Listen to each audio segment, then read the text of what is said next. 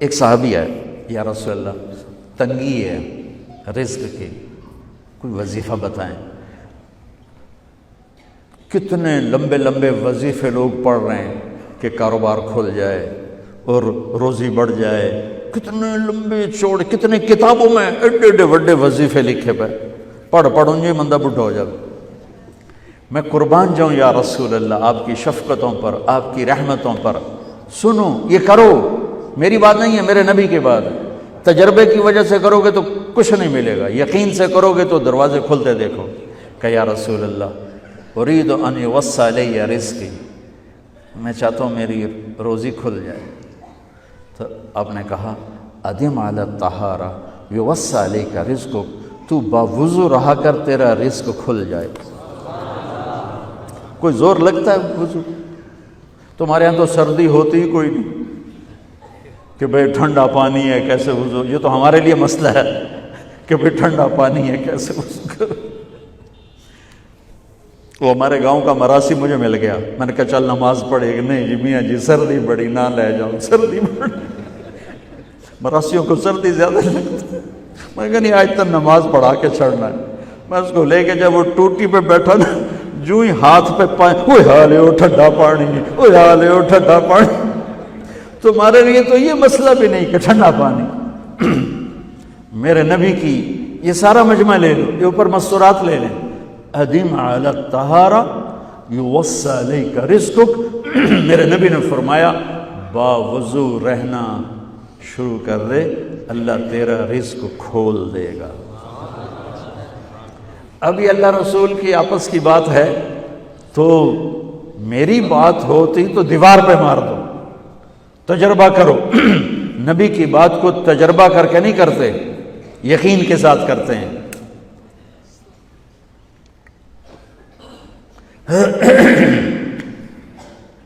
ادم علی الطہارہ یوسع علیک رزقک، باوضو رہا کر۔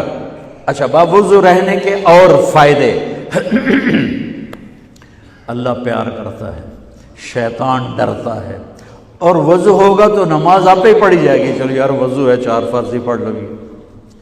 ایک دفعہ شیطان آیا ہمارے نبی سے ملنے، تو آپ نے اس سے پوچھا تیرے دشمن کتنے؟ کہنے لگا 15۔ آپ نے فرمایا کون کون ہے؟ کہنے لگا پہلا تو تھوڑا ہی نمبر ہے، پہلا نمبر تو تھوڑے نال میرا لگو ہے۔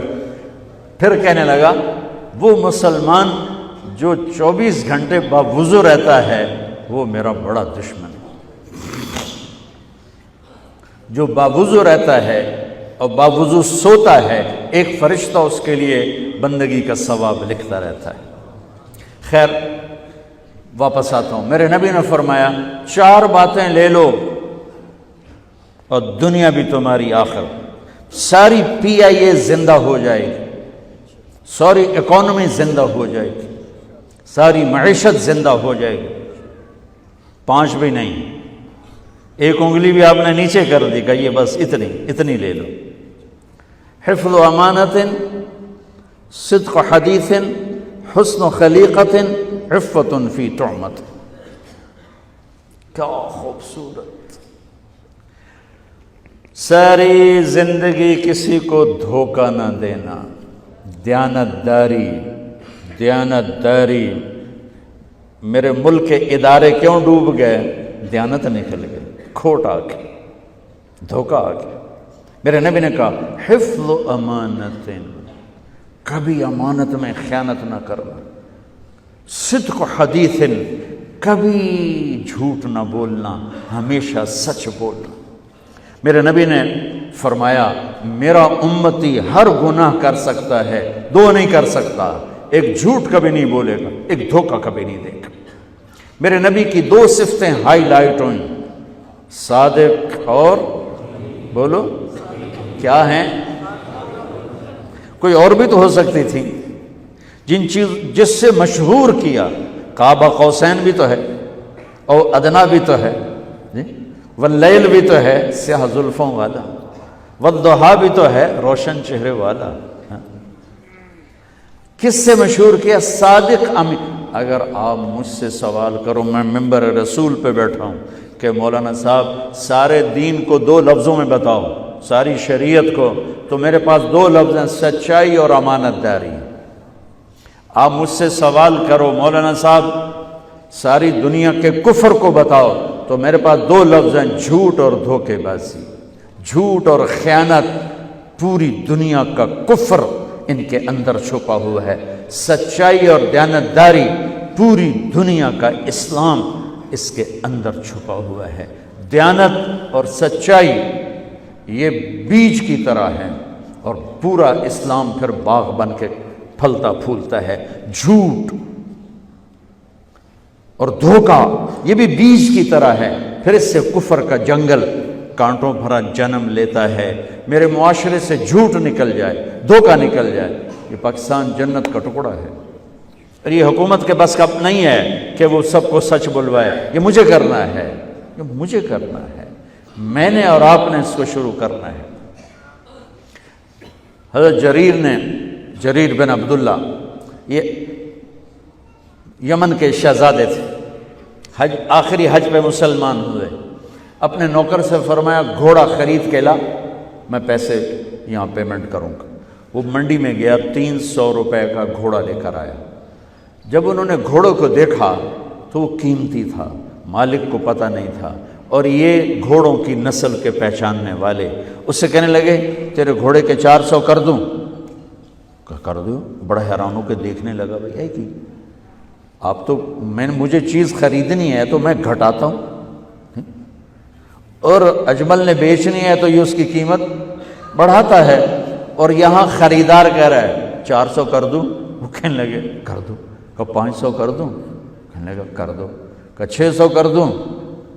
وہ تھوڑا تھوڑا گھبرانے لگا، بھائی یہ چکر کی ہے۔ 700 کر دوں؟ 800 کر دوں؟ وہ کہنے لگا حضور تسی لینا تو لو، پر میرا مذاق تھا نا، تسی اڑو کدی لین والے بھی پیسے بتائے، تسی میں نے 300 دے میں جاواں۔ کہنے لگا اس کو 800 دے دو اور گھوڑا باندھ دو۔ وہ حیران، خوشی سے چھلانگے مارتا ہوا گیا۔ تو جب وہ چلا گیا تو نوکر نے پوچھا میں جب 300 میں سودا کر کے آیا تھا تو 500 کس خوشی میں بڑھائے؟ فرمایا میرے بھائی اس کے گھوڑے کی قیمت 800 تھی، 300 نہیں تھی، اور میں نے نبی کے ہاتھوں میں ہاتھ دے کے یہ وعدہ کیا تھا زندگی بھر کسی کو دھوکہ نہیں دوں گا، سب کی خیر خواہی چاہوں گا۔ تو بھائیو میرے اداروں میں کس ٹیلنٹ کی کمی نہیں، صلاحیتوں کی کمی نہیں، دیانت کی کمی ہے، قوت عمل کی کمی نہیں، سچائی کی کمی ہے۔ حجاج بن یوسف ایک ظالم گورنر گزرا ہے، اس کے خلاف بغاوت ہوئی، وہ ناکام ہو گئی۔ تو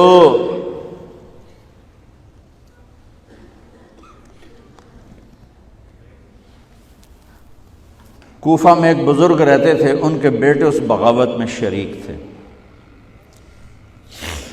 وہ چھپتے چھپاتے کئی سال کے بعد واپس آ گئے۔ ابن خراش ان کا نام تھا۔ ان کی سچائی مشہور تھی کہ ابن خراش جھوٹ نہیں بولتا۔ حجاج کو پتہ چل گیا CID سے کہ آ گئے، تو اس نے کہا آج ابن خراش کا امتحان ہوگا۔ اس کو کھانے پہ بلایا، عنوان ہی نہیں بنایا تفتیش کا، کھانے پہ بلایا اور کھانا شروع ہو گیا۔ باتوں باتوں میں کہتا ہے ابن خراش آپ کے بیٹے ہمارے خلاف لڑ کے بھاگ گئے تھے، کوئی پتہ ہے؟ تو ابن خراش ہنس پڑے، کہنے لگے حجاج زندگی موت تو اللہ کے ہاتھ میں ہے، گھر آئے بیٹھے۔ تو اس نے کہا تیری سچائی کو سلام کرتا ہوں، اگر تو جھوٹ بولتا یہیں تیرا سر اتارتا، پھر تیرے بیٹوں کا جاؤ سلام ہے تیری سچائی کو، تیرے بیٹے تجھے مبارک ہوں، مسلمان جھوٹ نہیں بولتا۔ میرے نبی سے پوچھا گیا یا رسول اللہ کیا مسلمان بزدل ہو سکتا؟ کہا کیا مسلمان بخیل ہو سکتا؟ آپ نے کہا۔ پھر پوچھا گیا جھوٹ بول سکتا؟ کہا نہیں، جھوٹ نہیں بول سکتا۔ تو 2 باتیں حدیث پاک کی، صدق و حدیث، حفظ و امانت، یہ 2 باتیں زندہ ہو جائیں تمہارے سارے ادارے زندہ ہو جائیں۔ ہم نقصان سے نکل کر نفع میں آ جائیں گے، نفع میں آ کر اوروں کو دینے والے بن جائیں گے۔ اس ملک میں اتنے خزانے اللہ نے چھپائے ہیں، اور اس ملک میں اتنے اللہ نے استعداد والے لوگ پیدا فرمائے ہیں۔